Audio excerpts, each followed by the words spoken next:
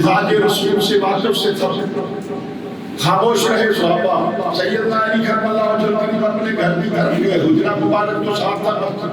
آج بھی جو حج کے لیے جاتے ہیں انہیں پتہ ہے نبی کریم علیہ السلام کے روضے سے مجھ سے جو حجرہ ہے، حجرہ میں سیدہ خاتون جنت سلام اللہ علیہا فوری گھر پہ گئے، پوچھا یہ سوال کا جواب کیا ہے؟ تو آپ نے فرمایا سب سے اچھی عورت وہ ہے جس کے چہرے پہ کسی غیر محرم کی نظر نہ پڑے اور اس کو کبھی زندگی میں کبھی کسی غیر محرم جو شکل نظر کی ہو، وہ عورت افضل و اعلیٰ ہے۔ تو آج میرے پیارے بھائی بات کون سے نعت پڑھنے والی، مناقب پڑھنے والی یا دوہا پڑھنے والی عورت اپنے جسم کی جب نمائش کرتی ہے تو اس پہ رحمت نہیں خدا کی رحمت۔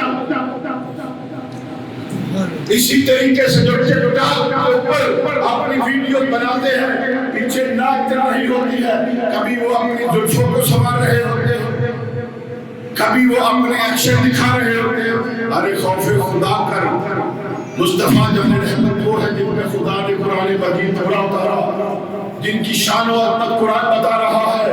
قرآن پڑھنے کے وقت رب ذوالجلال نے قرآن میں فرما دیا جب قرآن پڑھا جائے تو اس ادب سے جائے کہ تجھ پہ خدا کی رحمت ہو، تیری زبان نہ ہلے۔ تو آج اگر ہم مصطفیٰ جان رحمت کی نعت پڑھیں یا ان کے اہل بیت آل اطہار اور میرے پاک نبی کی پاک شہزادی جناب سیدہ طیبہ طاہرہ جاہدہ عابدہ نیرہ منورہ خاتون جنت سلام اللہ علیہا کی مناقب پڑھے یا قصائد پڑھے یا پھر کربلا معجزہ کا کوئی واقعہ لے کے شہدائے کربلا کے لیے مناقب آپ پڑھیں، ان کے وسائل پڑھیں اور پھر اپنے جسم کی نمائش دکھائیں، کیا یہ انسانیت ہے؟ بولے یا خدا کے واسطے حضرت صاحب یہ جائز ہے؟ اپنا جسم وکھانا، بیویاں تے پہنا اور خدا کے واسطے دین کو بدنام نہ کرو۔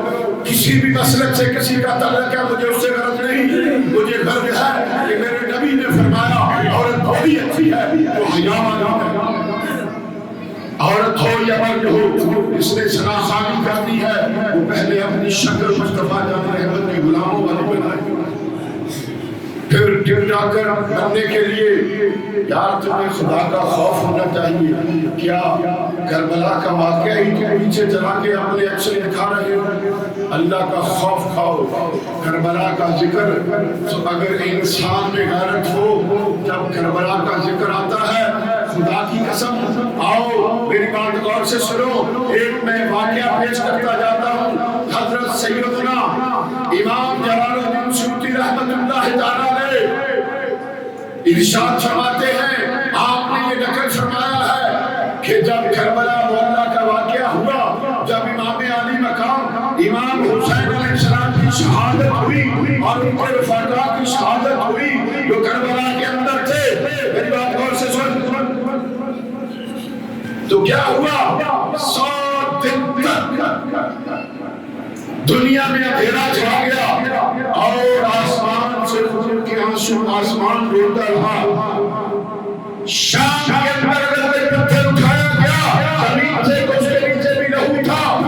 اگر بیت المقدس کے اندر کوئی پتھر اٹھایا گیا تو اس کے اندر بھی لہو تھا۔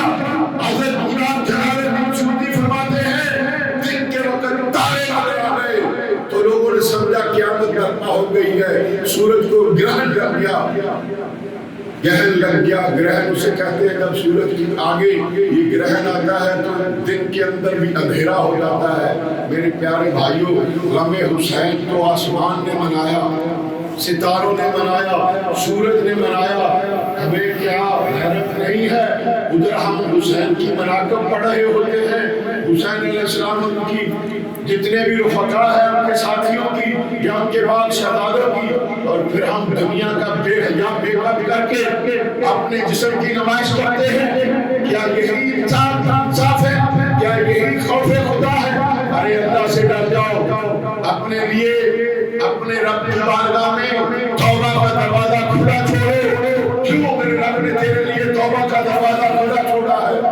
آؤ میرے پیارے بھائیوں، آج یہ ہے کریں کہ ہم ایسے نعت خانوں کو، ایسی نعت خانوں کو اور ایسے ذاکروں اور ذاکراؤں کو، ذاکرین جتنے بھی لوگ، یہ ہمارے جتنے بھی لوگ ہیں، میری بات سنو، جو خلاف شرع کام کرے ہم ان کو اپنے اسٹیجوں پہ نہیں بلائیں گے. بولو وعدہ کرتے ہو یا تسا میں ڈھول کی چوک کے نام ترنا ہے؟